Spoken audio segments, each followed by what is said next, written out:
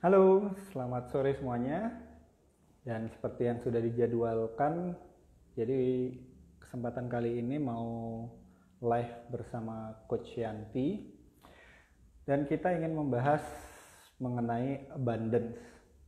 Jadi memang ada beberapa pertanyaan yang jujurnya saya sendiri punya mengenai abundance itu.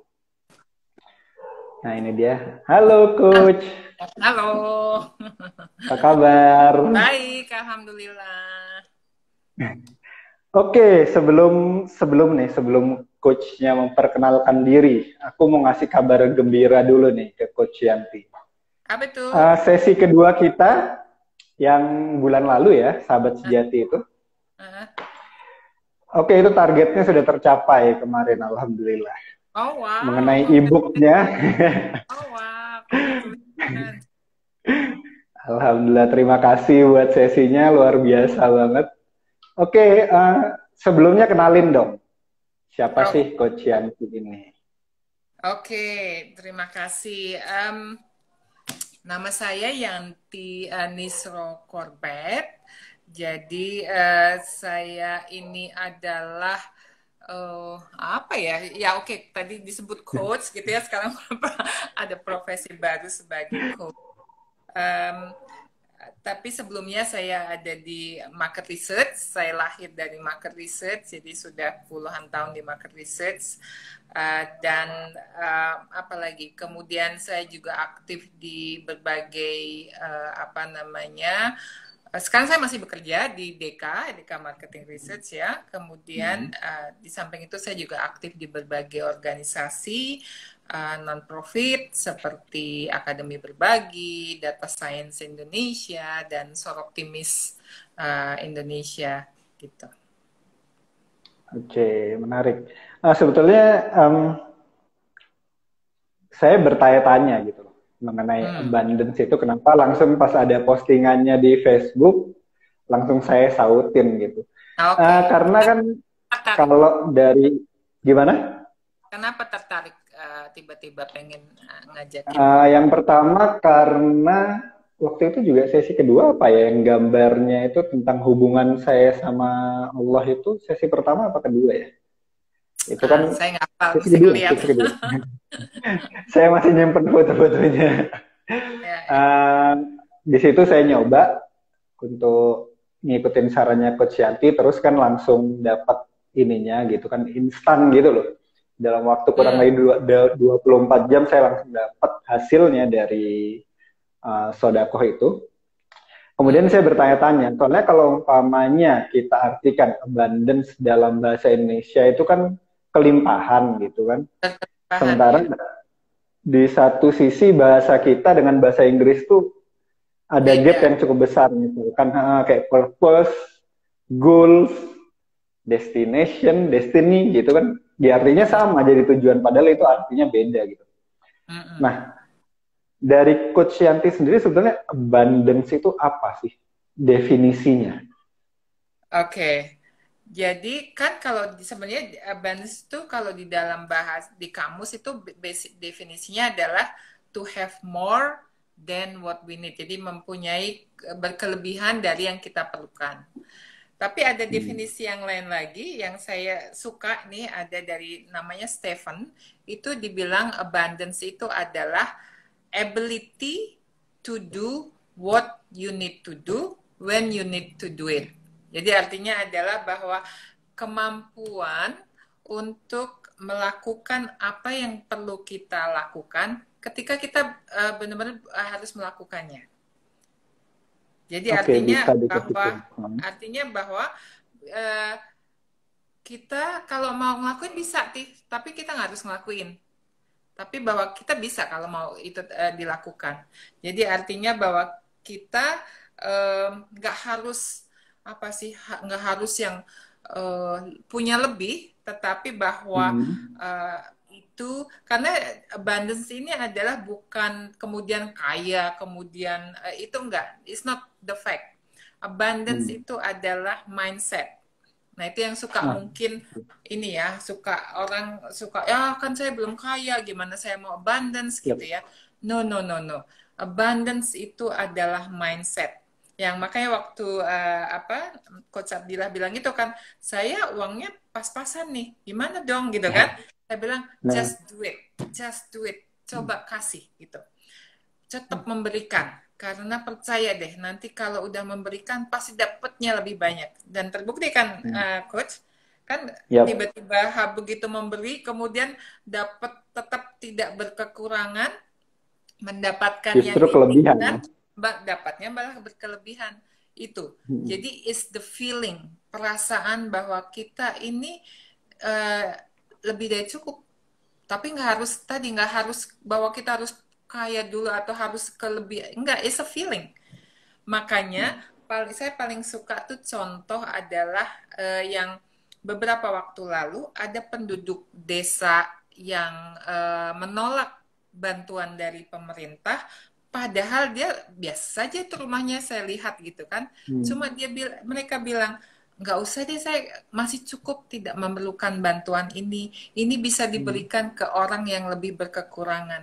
Nah, that moment, that feeling itu yang saya respect. Wow, orang itu sudah berkelimpahan, orang itu sudah abundance. Padahal mereka bukan orang kaya, mereka Iya. rumahnya biasa saja. Tapi orang kaya kurang banyak apa yang masih merasa berkekurangan. Gitu. Jadi artinya adalah tadi berkelimpahan atau abundance itu nggak nggak berhubungan harus dengan tadi harus nunggu lebih dulu, enggak. It's a feeling, perasaan. Jadi artinya bahwa siapapun bisa punya perasaan abundance itu.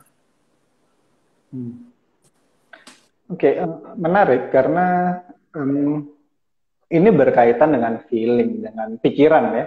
Ya. Ya memang sih ada orang kaya yang mikirnya saya kurang mulu. Ada orang yang sederhana, pikirannya saya punya dari lebih gitu kan.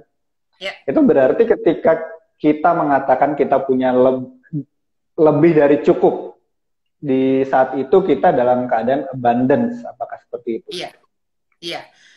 Tapi balik lagi, bukan barang, bukan material, ya. Karena merasa cukup itu kan tidak ada ukuran kapan sih cukup. Yeah. Bisa kayak gaji kan, gaji 3 juta itu bisa kurang banget, bisa cukup, tergantung, ya. Jadi gitu. Jadi bukan materialnya, tetapi perasaannya, merasa kecukupan tadi. Oke. Nah, itu datangnya dari mana sebetulnya? Perasaan cukupnya. Perasaan itu, nah, abundance itu bukan sesuatu yang tadi didapatkan jika, tetapi abundance itu harus kita create, harus kita ciptakan. Makanya ada bagaimana cara itu supaya di abundance. Jadi tapi bukan saya akan abundance kalau saya sudah kaya, kalau saya nanti sudah posisinya direktur, kalau saya sudah nikah nanti saya akan merasa lebih abundance gitu. No. Abundance itu bisa terjadi atau bisa menimpa ke siapapun tanpa terkecuali dalam keadaan apapun, kondisi apapun, tidak ada batasannya. Everybody can have abundance feeling tadi, gitu. Nah, sebetulnya untuk kita bisa mendapatkan feeling itu, kalau yang saya praktekkan gitu kan, feeling itu berasal dari tindakan. Gitu. Kalau yang saya praktekkan, tindakan tentu aja tindakan itu berasalnya dari keputusan. Nah, sebetulnya tindakan seperti apa yang jika kita melakukannya itu kita akan merasakan hal tersebut gitu, abundance itu. Oke. Jadi mungkin pertanyaannya adalah gimana sih supaya kita bisa abundance gitu ya? Iya. Ya. Jadi pertama-tama untuk supaya bisa abundance tadi ya, kan tadi adalah feeling. Yang saya suka adalah pertama, saya ada tuh quote yang saya suka. I am the master of my fate. I am the captain of my soul. Jadi artinya tadi bahwa saya nih yang menentukan apapun feeling yang saya rasakan ini bukan orang lain, bukan jika apa, tetapi semua ada di saya. Itu pertama-tama harus punya mindset seperti itu. Jadi jangan sampai kemudian ya mana bisa saya bersyukur abundance kalau keadaan saya begini dan sebagainya. Nah, karena kan itu di luar kehendak saya, itu saya tergantung suami saya, saya tergantung gitu kan. No, bahwa semua adalah ada di kita, di diri masing-masing. I am the master of my fate. I am the captain of my soul. Jadi artinya bahwa destiny, takdir itu ada di tangan saya. Kalau di captain of my soul tadi, jadi feeling apapun, emosi pun ada di tangan saya juga. Gitu. Itu pertama. Terus kedua adalah gratitude, bersyukur. Apa itu bersyukur tuh kayak apa tuh gitu ya? Bersyukur itu adalah ngomongnya gampang, ngelakuinnya susah ya. Jadi bersyukur itu adalah apresiasi apa yang sudah kita dapatkan.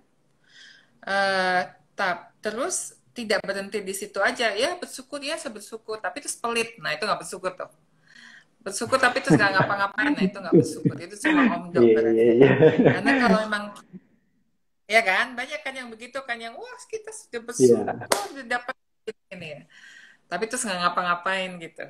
Nah itu menurut saya bersyukur, karena arti bersyukur itu adalah ketika kita appreciate what we have, kita appreciate apa yang kita punyai, kemudian kita melakukan kebaikan, kindness ke sekeliling kita. Saya selalu bilang kindness itu atau kebaikan itu tidak hanya ke orang lain, tapi ke makhluk apapun. Jadi sering orang hanya baik ke orang, atau ya kan, tapi nggak ke hewan, nggak ke tumbuhan, nggak ke alam, nggak ke universe. Enggak ke even benda mati, menurut saya, karena saya juga menghormati benda mati gitu ya. Nah seringnya gitu, atau baik hanya ke yang selevel, ke temennya, ke yang lebih tua, tetapi tidak baik ke bawaan kita atau ke orang yang lemah gitu kan, sering tuh. Saya sama temen gitu misalkan, kok baik sama saya tapi kok pembantunya nggak baik ya, atau ke yang lebih lemah dia nggak baik. Nah itu menurut saya dia tidak baik ya, karena namanya baik itu harusnya ke semua orang gitu. Nah bersyukur itu tadi kindness, melakukan setelah kita appreciate, melakukan kebaikan ke siapapun. Jadi kalau saya di rumah ini, saya terima kasihnya tuh ke pohon, ke suami pasti, pokoknya ke siapapun saya terima kasih, dan saya menghormati ke anak-anak saya ya, anak-anak saya itu anjing ya. Ke binatang-binatang saya itu saya really appreciate dan sebagainya, karena terus itu yang membuat kemudian jadi kita melakukan kebaikan tadi ya, gratitude. Nah habis dari gratitude kemudian giving unconditionally, jadi memberikan secara all out atau seikhlas-ikhlasnya ya. Nah itu juga ngomongnya gampang, ngelakuinnya susah, betul? Susah banget. Iya, karena sering banget kita melakukan kebaikan ada maunya, atau kemudian gitu ya. Tapi bahwa giving unconditionally, memberikan dengan setulusnya, seikhlasnya, tanpa mengharapkan apapun. Kalau masih ada pengharapan, itu akan jatuhnya jadi nggak ikhlas, itu nggak akan jadi abundance. Gitu. Jadi itu salah satunya. Mungkin saya stop di situ dulu deh sebelum kalau ada pertanyaan lagi. Jadi memang mindset pertama adalah pikirannya bahwa memang udah cukup. Yang kedua adalah gratitude tadi, baru giving unconditionally. Jadi memberi dengan seikhlas-ikhlasnya gitu. Ya. Ya. Ya, itu perlu dipraktekkan. Betul. Nah, Terus mungkin saya tambahin ya, habis itu Oke. abundance tadi supaya bisa jadi berkelimpahan atau abundance tadi adalah Mhm. bahwa ada unlimited possibility, jadi kemungkinan yang tak terbatas. Tadi Hmm. kan kok maksudnya kok berseberangan tadi yang pertama yang saya bilang bahwa semua destiny atau takdir ada di tangan kita. Yang saya Hmm. mau maksud adalah yes, kita yang menentukan takdir kita, tetapi kita juga percaya, harus percaya iman bahwa ada faktor X yang membantu Hmm. kita sehingga kita ada Hmm. di saat ini. Jadi nggak Hmm. 100% tergantung kita gitu. Oke. Gitu. Jadi Bisa dijelasin lebih lanjut ya? jadi maksudnya gini, saya itu percaya bahwa ada faktor berkah, ada faktor X yang membantu kita melakukan apapun yang kita lakukan. Hmm. Nah, faktor X itu adalah apa itu? Nah, itu kita harus percaya itu yang dari di atas yang akan mensupport kita melakukan apapun. Jadi kalau kata Paulo Coelho itu adalah the universe will conspire with you when you want to Hmm. achieve anything gitu. Hmm. Sehingga dengan punya mindset seperti itu adalah jadi kita nggak ada punya alasan, aduh nggak mungkin, nggak bisa kan, nggak mungkin itu terjadi. Nah, harus percaya bisa kalau kita mau. Contohnya gini, saya pernah di Optimis gitu ya. Uh, waktu itu adalah waktu ada tsunami di Aceh. Hmm. Kemudian kita ngumpulin sumbangan gitu ya, ngumpulin sumbangan. Waktu itu kita hanya dapat 11 juta gitu, tapi 11 juta waktu itu lumayan gede lah gitu. Berangkatlah saya ke Aceh sama teman saya 3 minggu setelah tsunami. Hanya dengan ini bantuan obat-obatan. Jadi kita pergi ke pengungsi gitu-gitu, bantu obat-obatan. Hanya kita mikirnya itu saja. Tapi kemudian tiba-tiba di suatu desa kami jatuh cinta ke desa itu. Kenapa? Karena desa itu uh, penduduknya selamat semua. Penduduknya selamat Hmm. semua karena mereka sempat naik ke bukit gitu. Tetapi desanya hancur, nggak ada Hmm. satu rumah pun yang tersisa gitu. Nah, tiba-tiba aja terus kita bilang yuk kita bantu desa ini. Sementara kami ini hanya 15 ibu-ibu, waktu itu 15 wanita saja perkumpulan itu. Hmm. Tapi karena kita percaya, insya Allah kalau kita niat apapun bisa kita lakukan, tiba-tiba kita bisa ngelakuin fundraising 15 wanita tadi, ngumpulin uang 1,8 juta dolar. Itu berarti berapa puluh miliar Wow. itu ya, 20 miliar Ya. gitu kali ya. Hanya dari 15 orang itu tadi. Itu kan nggak mungkin kalau hanya karena kita saja. Saya percaya itu ada yang faktor ekstra yang membantu kita, Hmm. niat kita itu bisa terjadi gitu.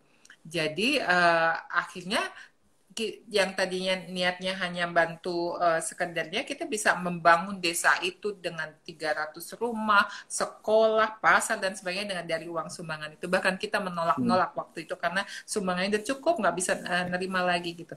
Nah, that is Hmm. unlimited possibility tadi, bahwa anything is possible. Kalau kita percaya itu, kita jadi tadi bahwa hidup itu tadi abundance gitu. Nah, next adalah be positive dan grow. Hmm. Jadi maksudnya adalah Bro. kita mesti positif living ya, nggak hanya thinking tapi living. Jadi semuanya Hmm. positif dan selalu berpikiran tumbuh. Kita ini kan grow terus ya. Karena Ya. kalau makin kita tumbuh itu rasanya kan kita jadi lebih bersyukur. Kemudian kita jadi wow dengan knowledge kita, dengan kita makin lebih wise itu jadi oh iya ya kita bersyukur, oh iya ya kita lebih dari cukup dan sebagainya. Sementara kalau Hmm. kita nggak grow terus nih, rasanya kan jadi bete, aduh kenapa hidup seperti ini aja ya, aduh nggak bisa ngapa-ngapain kan gitu ya. Jadi Hmm. makanya positive living and grow itu mesti kita apa namanya fokuskan terus. Nah, Hmm. yang tidak kalah pentingnya adalah empati. Itu Oke.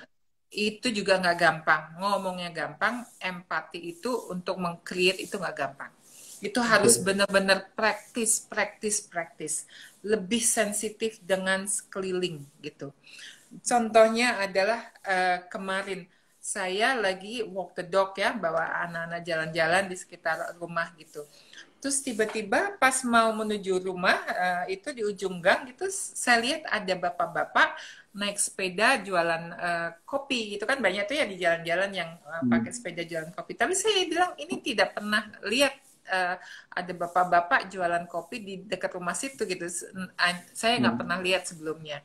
Nah, bisa aja saya cuek ya, itu juga pilihan.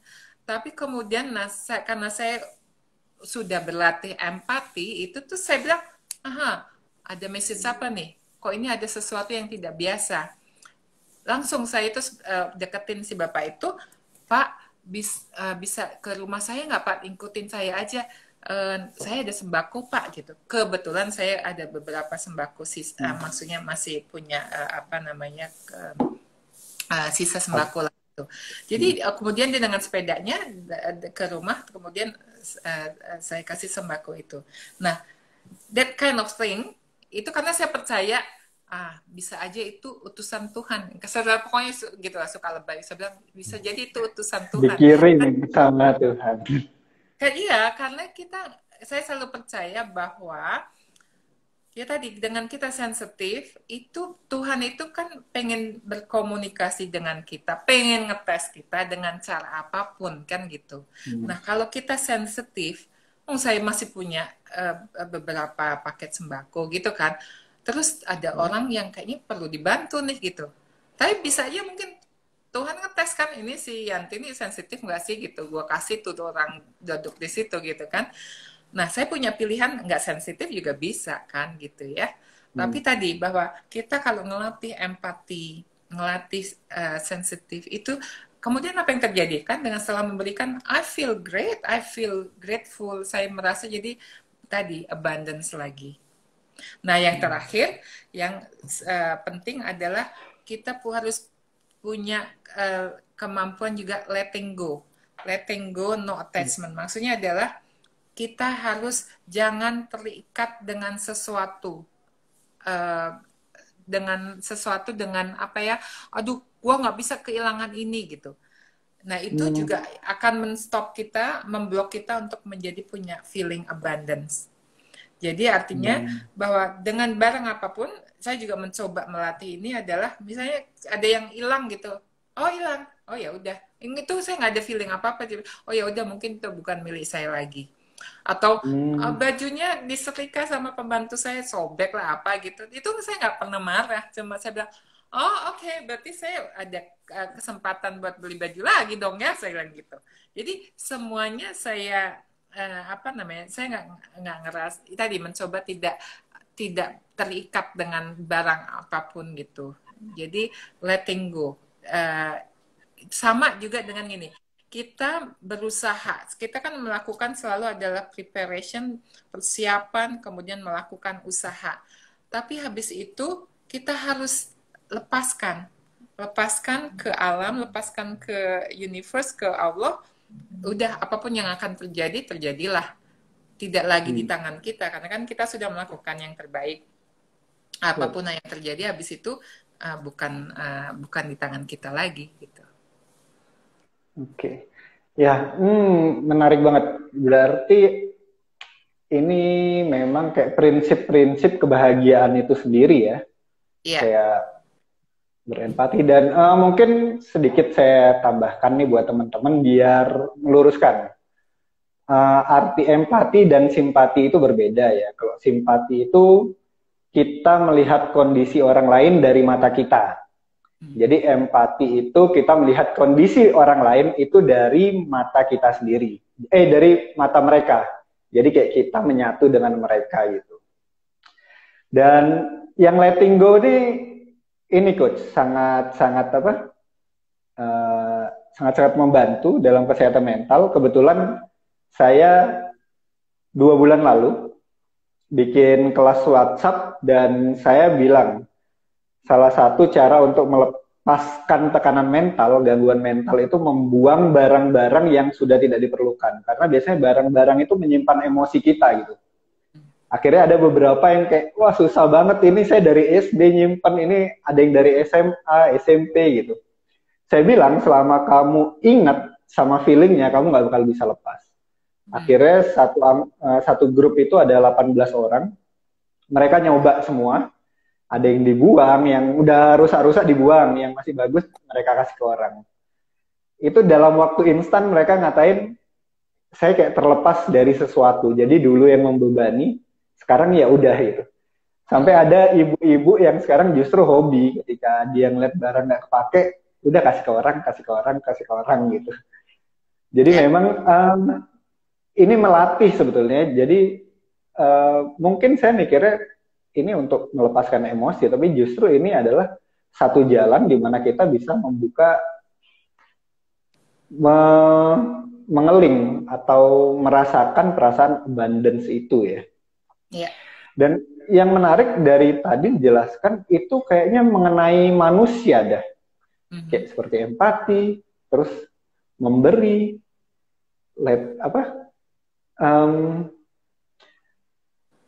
tidak terikat dengan salah satu materi gitu. Apakah abundance ini harus ada kaitannya dengan manusia lain gitu? Karena terkadang kayak kita mikir abundance ini buat diri saya sendiri gitu loh. Jadi saya melakukannya harusnya ke saya aja, nggak usah pakai ngurusin orang lain gitu.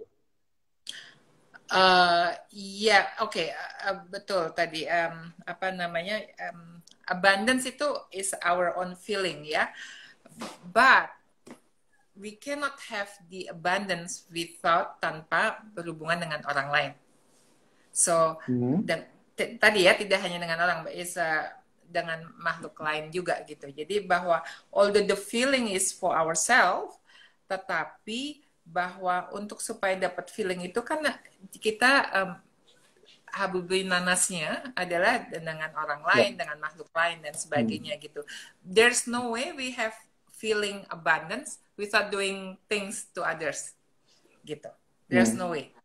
So that's why the feeling only we can get it when kemudian ketika kita doing things to others juga. Karena pada dasarnya kita ini makhluk sosial juga kan gitu. Oke. Iya menarik. Memang saya pernah dengar ya dari Ustadz, saya lupa sih siapa nama Ustadznya. Yang jelas dia bilang habluminallah itu 1, habluminanas itu 9. Jadi sholat sekali, sodakonya 9 kali gitu. Betul.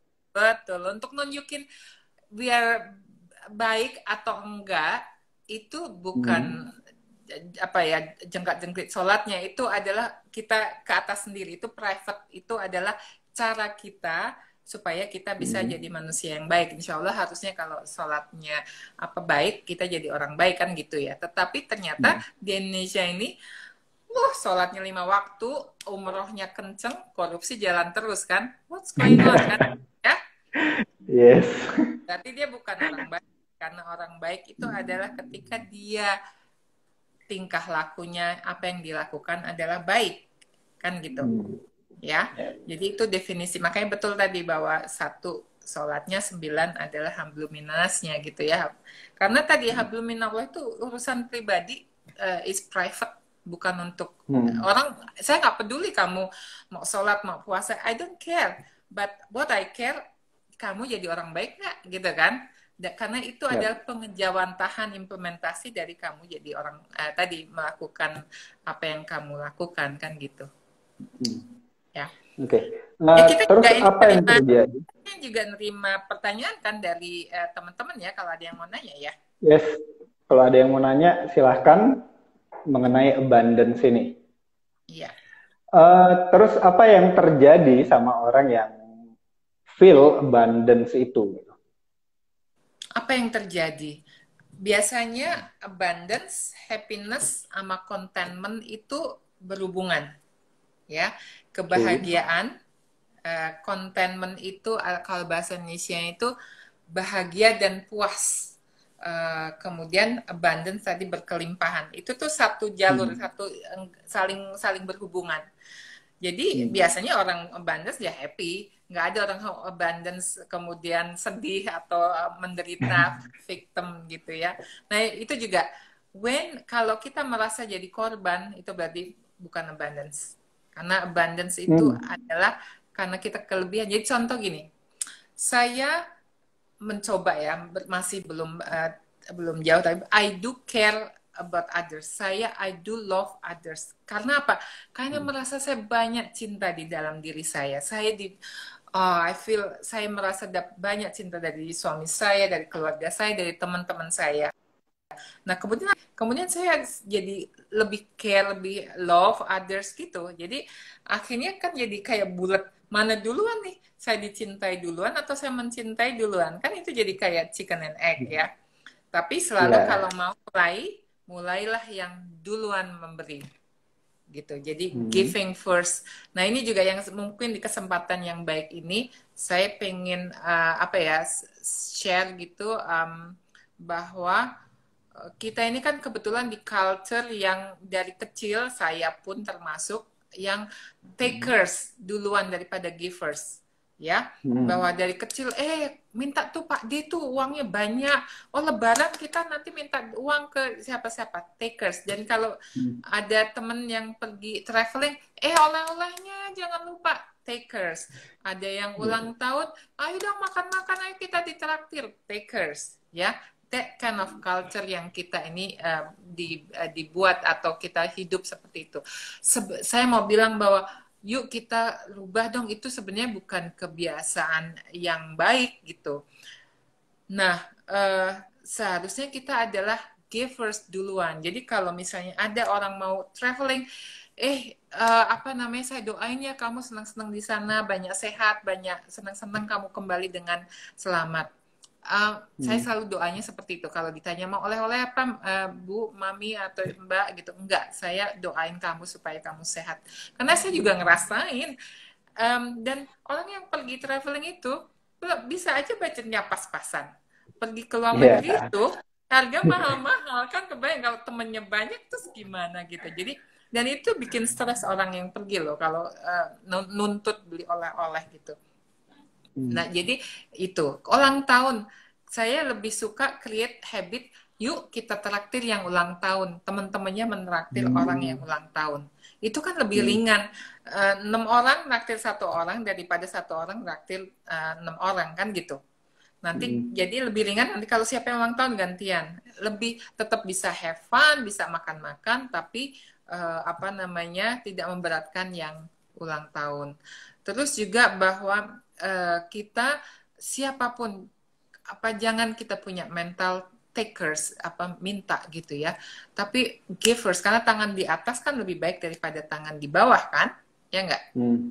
gitu. Jadi itu culture yang kayaknya kita yuk bareng-bareng kita rubah, itu karena mempengaruhi nanti sampai tua, sampai kita kerja, kita dapat apa ya, pernahkah kita nanyain apa yang kita bisa kontribusikan? Hmm. Dapat Oke. itu udah ini apa itu akibat. Jadi contoh nih, saya Siap. kerja udah puluhan tahun ya, saya tidak pernah nanya gaji saya berapa, kenapa saya gajinya nggak naik, tidak pernah, karena saya percaya itu akan datang dengan sendirinya. Yang penting you give, give, give, give. Itu udah otomatis hukum alam, seikhlas apapun kita memberi, itu udah otomatis akan dapat udah otomatis dah gitu. Jadi contoh nih, yang menarik adalah di COVID-19 ini, Lebaran kemarin, Hmm. itu saya banyak mendapatkan kiriman Lebaran jauh lebih banyak daripada yang sebelum COVID. Jadi saya bilang, ya apa hubungannya COVID kok malah jadi, ngerti nggak? Jadi maksudnya kadang-kadang, what's going on gitu. Jadi pokoknya udah Hmm. fokus giving, giving, giving. Itu urusan dapat itu udah otomatis, serahkan ke alam, serahkan ke atas gitu. Hmm. Oke, mungkin bisa dikasih tips nih buat teman-teman biar bisa giving, karena jujur aja, sometimes it's not easy. Kayak yang pernah saya alami gitu loh, bahwa saya ini pas-pasan loh. Saya juga punya hal yang ingin saya beli gitu loh. Hmm, hmm. Apa Jadi, tipsnya? ya emang, ya itu makanya itu tuh gampang-gampang susah. Karena kan kita semua misalnya punya punya prioritas ya, punya kemampuan yang mungkin terbatas. Tapi kan kamu sudah ngerasain kan kemarin yang Ya. waktu saya coach itu kan dengan kamu bilang saya ada prioritas yang lain. Tapi saya bilang itu ada yang lebih membutuhkan loh. Sementara yang kamu butuhkan itu mungkin tidak krusial dibandingkan temenmu yang membutuhkan itu tadi kan. Percaya deh, percaya sama alam, percaya sama universe, percaya sama Tuhan gitu. Apa yang terjadi? Itu banyak sekali miracle. Dengan kamu tiba-tiba memberi, kemudian kamu dapat kelebihan yang banyak yang gitu kan, yang tadinya nggak kepikir Ya. gitu kan. Nah itu kan itu iman ya. Jadi itu emang harus diyakini banget. Sekali kita nggak percaya kita nggak akan dapat. Masalahnya itu tadi. Sekali kita nggak imani nggak percaya itu ya nggak dapat. Jadi harus benar-benar percaya banget bahwa yes gitu. Sama dengan kalau kamu belum nikah ya, misalnya udah punya menikah nih sama pasangan gitu kan. Misalnya saya, of course, I love pasangan saya gitu. Kan kalau udah love, kemudian apa? Apapun yang terjadi, perjalanan hidup naik turun, itu jadi tetap ya dijalanin, tapi nggak ngerasa berat banget karena this is because of love gitu kan. Jadi sama, kalau kita yakin itu jadi sesuatu yang kita jalani itu jadi tidak sesusah karena balik lagi mindset pikiran kita. Jadi saya selalu bilang fakta itu tidak sepenting bagaimana persepsi kita. Kalau kita persepsinya susah ya akan susah. Tapi kalau persepsinya kita bilang ini kita akan bisa lalui, ya udah kita bisa laluin. Jadi mindset is very important. Jadi the key adalah changing the mindset. Changing mindset kita supaya kita bisa apapun kita bisa lakukan, memberi itu juga dengan seikhlasnya. Percaya deh, kalau memberi ikhlas itu balasannya bisa jauh lebih. Tapi harus percaya. Sekali nggak percaya nggak dapet. Walaupun dikasih gitu, tetap nggak dapat atau gimana? Iya, karena kan faktor berkah itu kan susah ya. Berkah itu kan, posisi berkah gitu kan. Berkah itu kan faktor X tadi yang susah dijelasin, hanya bisa dirasakan. Ya, jadi gini, sama-sama orang punya uang atau sama-sama orang gajinya 2 juta gitu ya. 2 juta, sama-sama 2 juta. Tapi 2 juta yang orang A ini, dia kok ngerasanya kurang banget, utangnya banyak gitu, kurang aja. Sementara ini si B, uangnya 2 juta, dia ngerasa, cukup nih, gitu. Jadi dia ngerasa, bahwa uangnya cukup untuk uang segitu. Jadi bukan uangnya yang penting, tetapi adalah perasaan bagaimana kita mensyukuri uang yang sama tadi. Orang lain bisa lain lagi gitu. Oke, berarti memang mindset, dan ini mungkin nambahin aja ya, karena jujur aja pada saat itu bukan bukan keadaan yang mudah untuk memberi.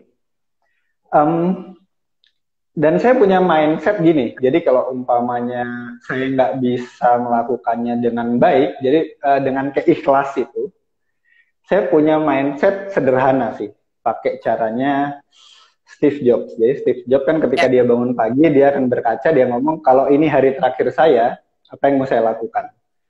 Jadi saya juga melakukan hal yang sama. Jadi ketika ini ada hal yang bagus, yang bisa kita coba, dan saya langsung mikir, kalau ini hari terakhir saya, at least saya nggak bakal rugi untuk memberikan ini gitu. Jadi saya ketika ada keberatan kan itu kan susah untuk mengatakan nggak usah dulu deh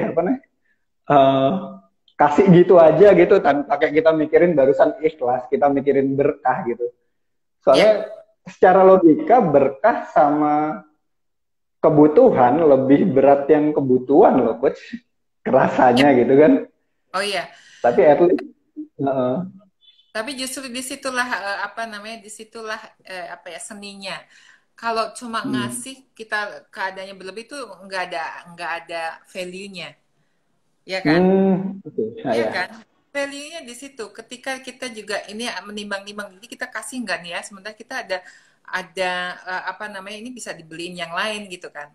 Disitulah value-nya bahwa kita dinilai baik atau tidak. Tapi saya juga bilang bahwa jangan sampai kita berkorban.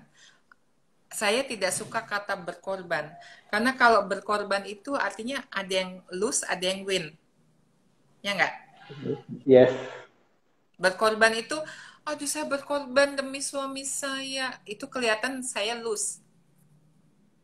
Tetapi kalau saya bilang, saya memberi, saya melakukan ini karena cinta, karena suami saya gitu. Jadi saya nggak merasa jadi korban.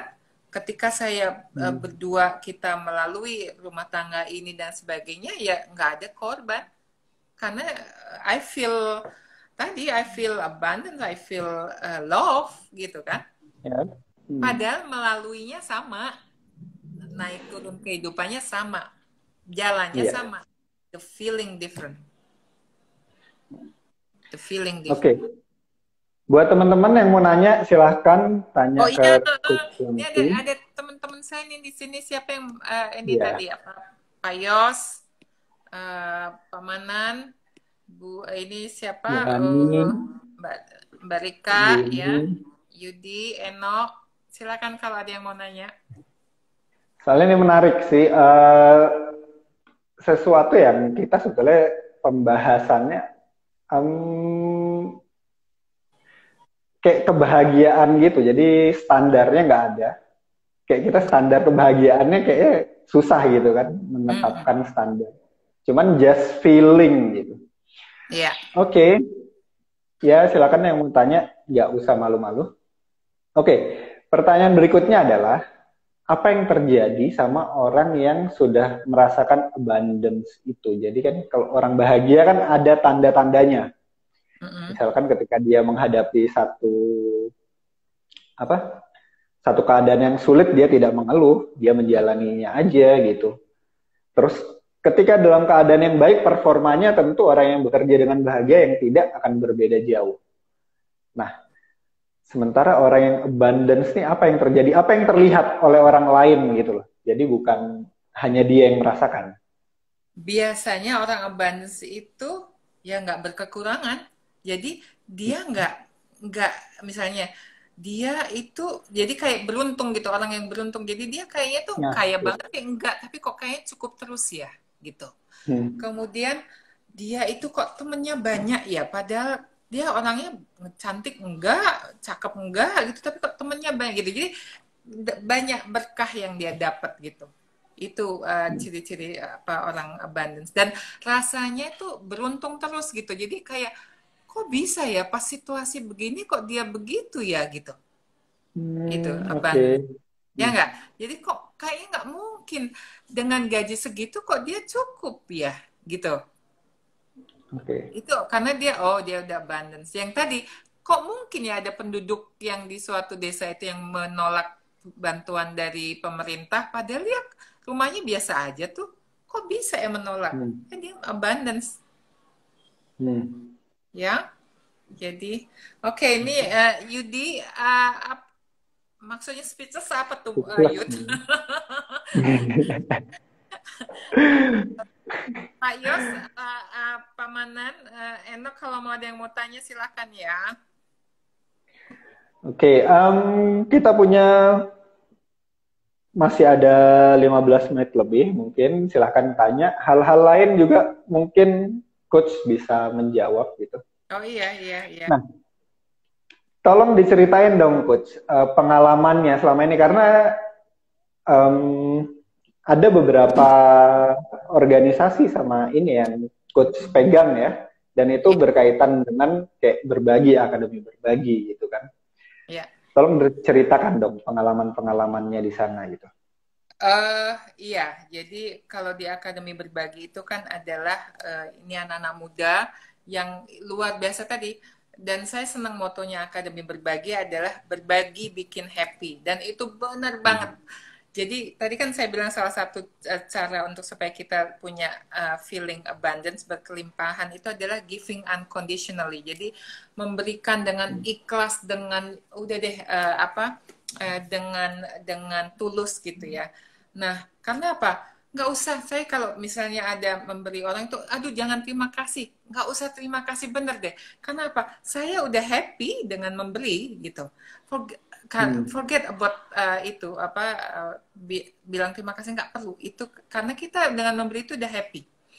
Jadi di akan berbagi itu adalah tadi memberikan ilmu gratis ke teman-teman yang lain di seluruh Indonesia, dan itu untuk supaya kita bisa punya generasi muda yang teman-teman yang punya kemampuan cukup atau lebih supaya bisa bersaing di dalam dunia bekerja gitu.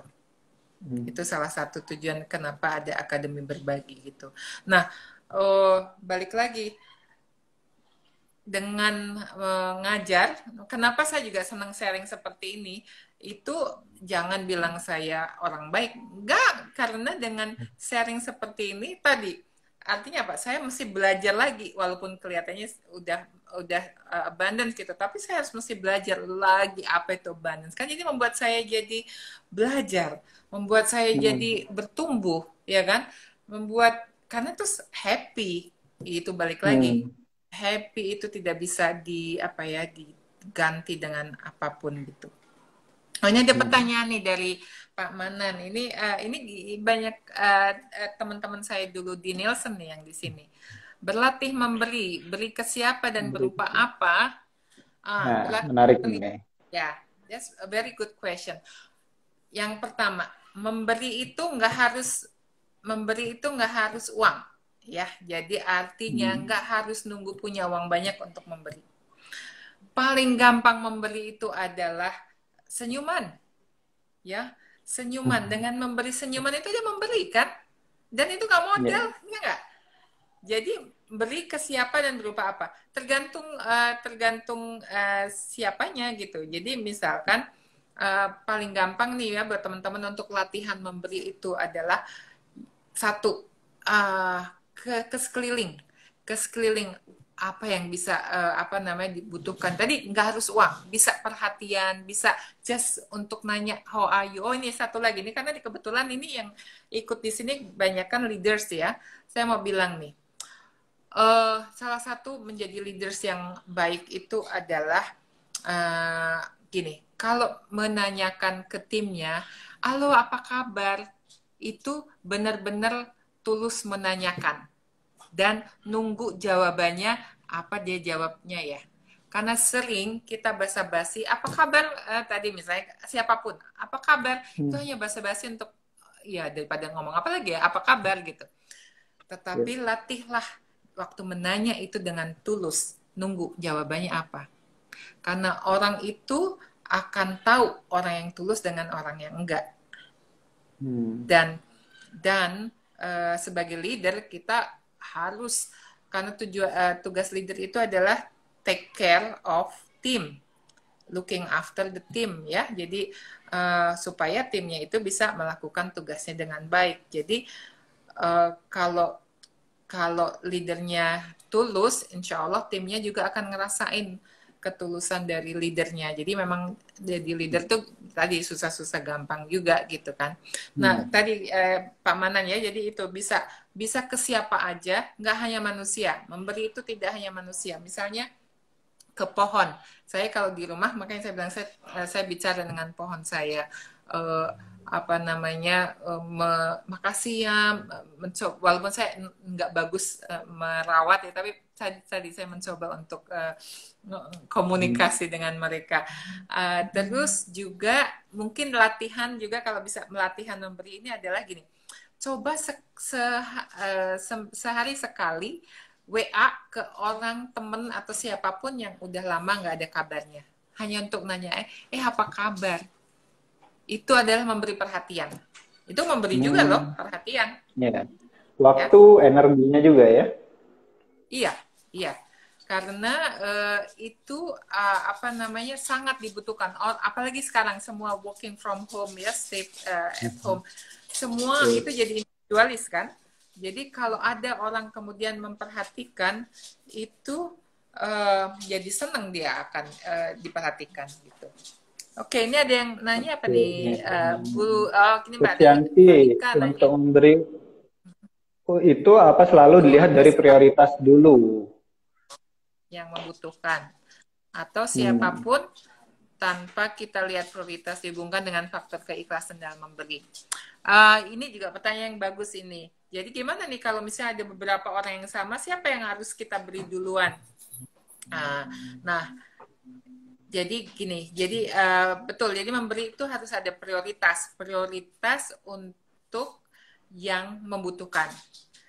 Tetapi kemudian kalau kita prioritas tidak berarti kemudian yang lain dicuekin. Karena tadi kebutuhan orang lain-lain kan.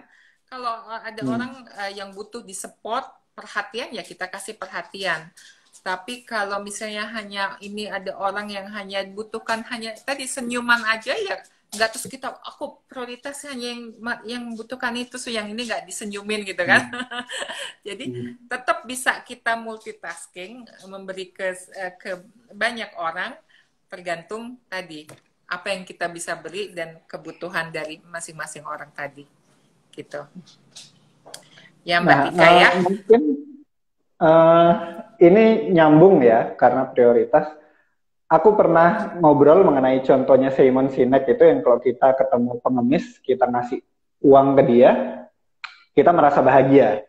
Terus orang itu tiba-tiba nolak, salah satu klien. Dia ngomong, saya nggak bakal ngasih ke pengemis, soalnya mereka tangannya di bawah. Nah, mengenai hal itu apa pendapatnya Coach Yanti? Iya, saya kebetulan aliran yang sama tuh, berusaha sebisa mungkin nggak memberikan ke pengemis. Apalagi kalau pengemisnya kemudian yang masih segar, bugar, dan sebagainya. Saya misalkan di mobil itu suka ada biskuit atau makanan ya, selalu siap sedia di mobil. Tapi itu adalah saya kasih ke orang yang bekerja, yang berusaha bekerja, tapi kayaknya membutuhkannya. Contoh misalnya ke pemulung di jalan, atau siapapun yang di jalan yang saya lihat dia sudah berusaha ini ya bekerja. Nah itu saya yang kasih. Tapi kalau pengemis enggak. Jadi kayak misalkan 2 hari yang lalu gitu, saya pas lagi mau ke toko buah, terus saya lihat ada bapak-bapak masih jualan koran beneran gitu kan. Ya, Saya bilang berapa? Ya, maksudnya berapa itu penghasilan dan siapa yang beli pula itu koran gitu ya. Nah itu yang saya prioritas kasihin karena dia sudah berusaha, maksudnya tetap berusaha apapun yang terjadi, tetapi bahwa dia butuh bantuan gitu. Tapi kalau benar kalau pengemis saya enggak, karena they don't try. Tapi mungkin orang lain memberi ya gitu, tapi ya itu tadi setiap orang kan punya lain-lain gitu. Berarti kita juga melihat siapa yang kita kasih ya, karena ya. Dari Allah juga Allah nggak akan ngasih orang yang nggak berusaha gitu kan. Betul. Jadi dan itu penting gitu. Iya, dan juga gini, juga kita harus mendidik waktu memberi. Jadi misalkan ya, jangan hanya ngasih tok, itu juga kadang-kadang tidak mendidik. Jadi kalau perlu misalnya meminjamkan, ya supaya orang itu bisa, kalau misalnya orang butuh modal atau apa gitu ya, meminjamkan kemudian dicicil. Itu saya punya nih contoh, saya punya temen itu tukang koran di Mampang, perempatan Mampang. Dia suka pinjam uang saya 20.000 gitu, maksudnya kita ngomongnya nggak gede-gede gitu, atau 100.000 dan sebagainya gitu. Nah itu saya sistemnya nanti dia bayarnya dengan setiap minggu saya dapat tabloid dari dia gitu. Walaupun misalnya harganya 8.000, saya hargain 20.000, jadi 5 kali ya nanti berarti dapat gratis ya gitu.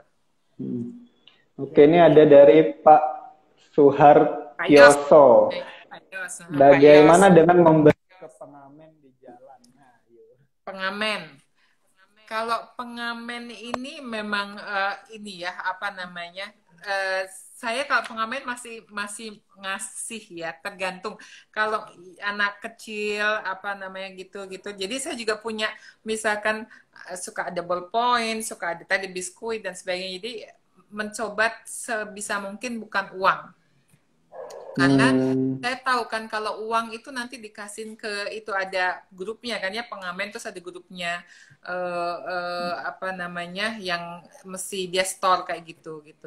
Nah kebetulan saya juga terlibat di suatu sekolah anak jalanan jadi saya ngerti juga ada anak jalanan yang benar-benar cari uang itu yang benar ada gitu.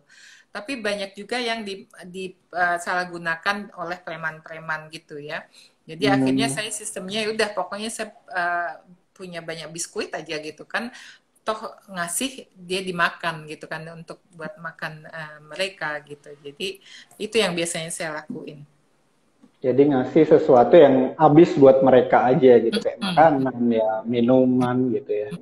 Mm-mm. Oke, Nah, Coach nah Yanti. yang mungkin yang satu lagi yang mungkin yang suka lupa adalah bahwa memberi itu salah satu adalah gini kalau di jalanan nih saya suka memberi jalan ke yang mau nyebrang atau mau Oke. apa namanya itu memberi jalan itu kan nggak modal sama sekali cuma memberi jalan tapi biasanya saya pakai tangan silakan gitu karena apa itu adalah create miracle kebayang nggak sih misalnya orang naik motor lagi suntuk kerjaan kemudian di rumah dirongrong istri gitu ya tiba-tiba di jalan Hmm. ada yang memberikan jalan kita berhenti memberikan jalan minimum setitik aja ada wow ada orang baik di jalanan sedikit aja membuat dia lebih lebih seneng gitu ya itu Hmm. juga amal loh ya enggak jadi jangan Yes. jangan mikirin amal tuh yang gede uang dan sebagainya enggak yang kecil-kecil aja itu juga is a something gitu jadi kita mesti kreatif mesti sensitif mesti jangan mulai yang gede-gede yang kecil-kecil dulu aja tadi memberi jalan ke orang Hmm.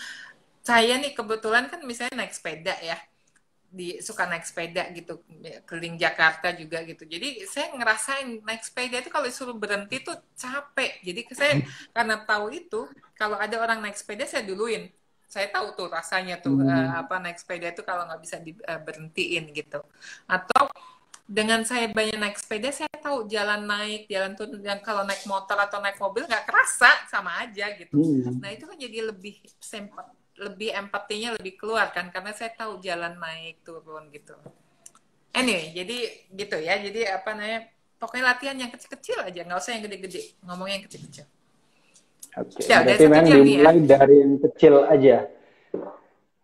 iya mulai dari yang Tapi kecil terus setiap hari ya, setiap hari dilakukan. Jadi habit iya nanti. yang penting adalah progress progress Hmm. practice, practice, and progress, and progress. Jadi artinya bahwa yang penting adalah mulai dari yang kecil supaya langsung bisa diimplement. Bukan langsung, ya nggak Hmm. mungkin saya bisa ngelakuin itu. Tapi yang kecil tadi bisa diimplementasi. Yang penting adalah selalu progres, lebih baik lagi, lebih baik lagi. Di situ kita tumbuh sebagai manusia ya. Oke, sisa 1 menit nih, Coach. Mungkin last word, kata-kata penutupnya. Oke. Okay. Ya, jadi bahwa abundance itu balik lagi tadi adalah a feeling, emosi, mindset, berkelimpahan tadi. Abundance itu bukan sesuatu yang kita dapatin, tapi sesuatu yang kita create.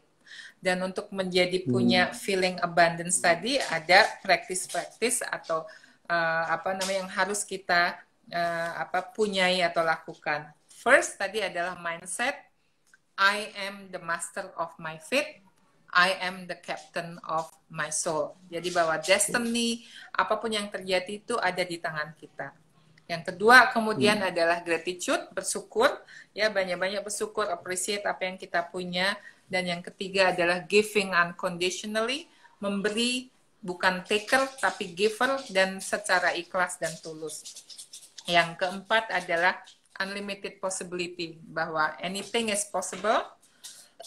Dan yang kelima, be positive and grow, melihat sesuatu secara positif dan kita selalu tumbuh sebagai manusia. Dan yang keenam, empati. Empati, loving others itu latihan untuk sensitif. kemudian akan menambah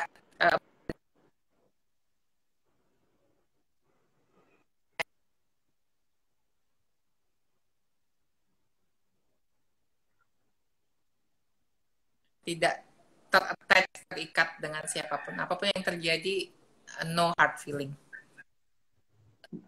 Saya kira itu aja. Oke, terima kasih. Sisa beberapa detik lagi. Thank you sesinya.